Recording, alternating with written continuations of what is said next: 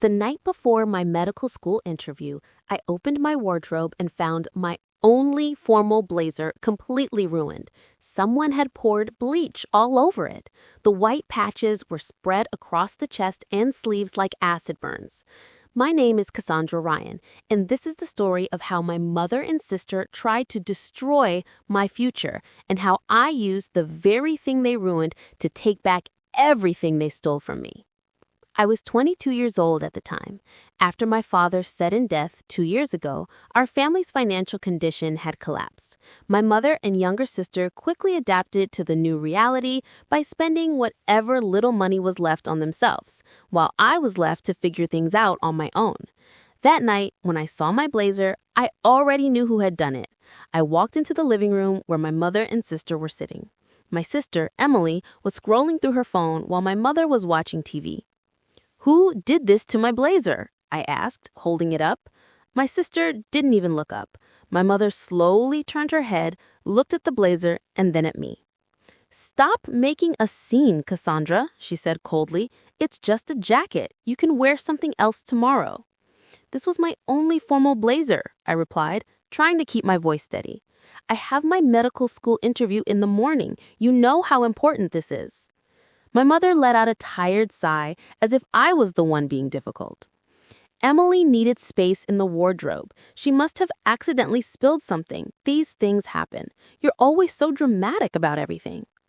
My sister finally looked up from her phone and gave me a small, satisfied smile. I stood there holding the damaged blazer, feeling something cold settle in my chest.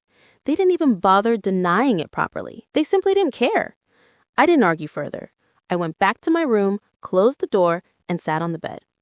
For a few minutes, I just stared at the blazer. Then I did something neither of them expected. I wore it. The next morning, I ironed the blazer as best as I could, put it on over a black shirt, and went for my interview. The white bleach stains were clearly visible, but I had no other option. When I reached the interview hall, I was already nervous. The panel consisted of 5 senior doctors. I sat down and tried to focus. For the first 10 minutes, everything was going normally. I was answering their questions confidently. Then, one of the senior doctors, the dean of the medical college, suddenly leaned forward and looked at me more carefully. His eyes moved from my face to the bleached patches on my blazer and then back to my face. He stared at me for a few seconds.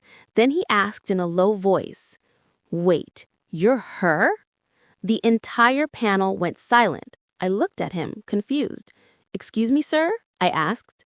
The dean didn't answer immediately. He kept looking at me with a strange expression, a mix of surprise and something else I couldn't understand. He then turned to the other doctors and said, "Give us a moment." The other panel members looked equally confused, but stood up and left the room. Only the dean remained. He looked at me again and asked, "Your father, was he Dr. Richard Ryan?" My heart skipped a beat. I slowly nodded. The dean leaned back in his chair and exhaled deeply. Then he said something that sent a chill down my spine. "I knew your father very well. He was one of the best surgeons this city ever had. But there are some things about him and about your family that you clearly don't know." He paused for a moment and then said in a serious tone, "Ms. Ryan, before we continue this interview, there is something very important you need to know. Something that happened many years ago. Something that involves your mother." He opened a drawer, took out an old file, and placed it on the table between us. "Your mother was once my patient," he said quietly. "And what she did back then changed many lives, including your father's." He looked at me with a heavy expression and asked, "Are you sure you want to hear this?" I sat there frozen, my mind racing. What could my mother have done? And why was the dean of the medical college looking at me like he had just seen a ghost? The dean kept looking at me for a few seconds, as if he was trying to decide whether he should tell me or not. Then he opened the old file and placed a few papers in front of me. "Cassandra," he said in a low voice, Your mother was once married to a man named Richard Hale. He was a well-known surgeon and also my senior colleague. They got married when your mother was only 23. I frowned. My mother was married before my father? The dean nodded slowly. Yes. And from what I know, that marriage didn't end normally. Richard Hale died under very suspicious circumstances, just 2 years after their marriage. The official cause was ruled as a heart attack, but there were many rumors at the time. Some people believed your mother had something to do with it. I felt my stomach twist. The dean continued. After Richard's death, your mother inherited a large amount of his property and money, but within a year, she married your father. Many people found that strange because she had shown no interest in your father before Richard's death. He paused and looked at me seriously. Your grandfather always suspected that your mother played a role in Richard Hale's death. He never had solid proof, but he collected whatever evidence he could over the years. That's why he left you that letter and the documents. He was worried that if something happened to him, your mother might try to harm you too. I sat there in complete silence. My mind was racing. My mother had been married before. Her first husband died suspiciously. She inherited his wealth, and now she was trying to take my grandfather's $21 million as well? The dean leaned forward and said, Cassandra, I'm telling you this because your grandfather was a good man. He didn't want you to suffer the same fate as Richard Hale. Your mother is not someone who should be trusted. I felt a strange mix of anger and fear rising inside me. Why didn't my grandfather ever tell me any of this before? I asked. The dean sighed. He wanted to protect you. He knew your mother would never let you live peacefully if she found out that you knew the truth. That's why he kept everything hidden until he was gone. I left the dean's office in a daze. My hands were cold and my mind was spinning. Everything I thought I knew about my mother was a lie. She wasn't just greedy and selfish. She might have blood on her hands. That evening, I received a call from an unknown number. When I picked up, it was my mother. Isabella, she said in a sweet voice, I've been thinking. Maybe I was too harsh with you. Why don't you come home? We can talk properly about the inheritance. I stayed quiet for a few seconds. Then I replied in a calm voice, Mom, who was Richard Hale? There was complete silence on the other end of the line. After almost 10 seconds, my mother spoke again, but this time her voice was completely different, cold and sharp. Where did you hear that name? I didn't answer. She continued, her voice now low and threatening. Listen to me carefully. Whatever you think you know, forget it. That money belongs to me, and if you try to stand in my way, you will regret it. I've already lost too much because of you. She ended the call. I stood there holding my phone, my heart beating fast. For the first time, I wasn't just angry at my mother. I was scared of her. But along with the fear, another feeling was growing inside me. A cold, quiet determination. My mother had destroyed my chance at medical school by ruining my blazer. She had hidden her dark past from me for years, and now she was threatening me for money that wasn't even hers? I looked at the old documents my grandfather had left for me. If my mother was willing to go this far to protect her secrets, then I was going to make sure she lost everything she was trying so hard to protect. After that phone call with my mother, I knew there was no going back. She had crossed too many lines. I spent the next 2 days carefully going through all the documents my grandfather had left for me. The more I read, the clearer everything became.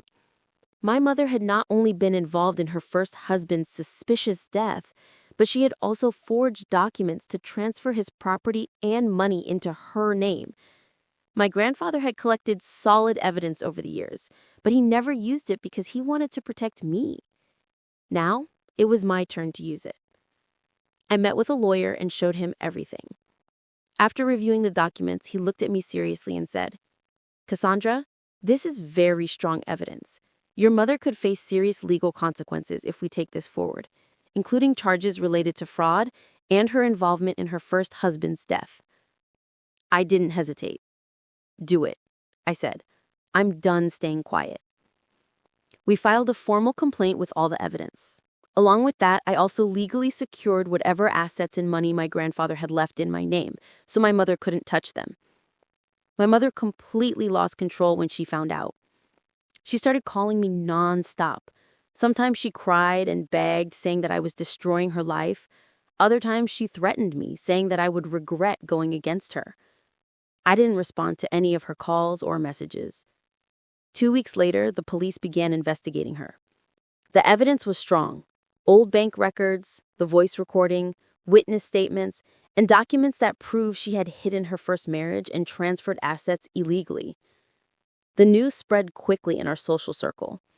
People who once respected my mother started avoiding her. Her reputation was destroyed within days. Even my sister began distancing herself from her after the truth started coming out. My mother tried one last time to manipulate me.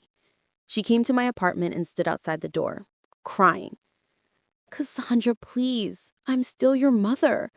Whatever happened in the past, it doesn't matter now. We can forget everything and move on. Just stop this legal case." I opened the door and looked at her. For the first time, I didn't feel scared or small in front of her.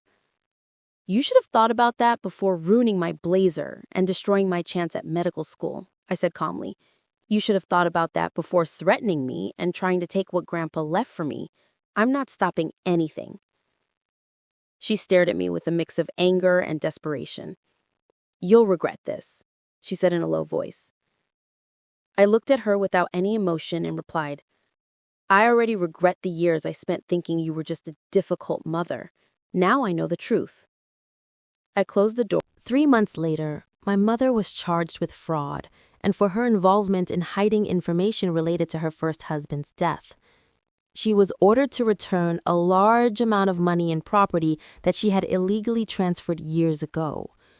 Because of the case and the public exposure, she lost almost everything.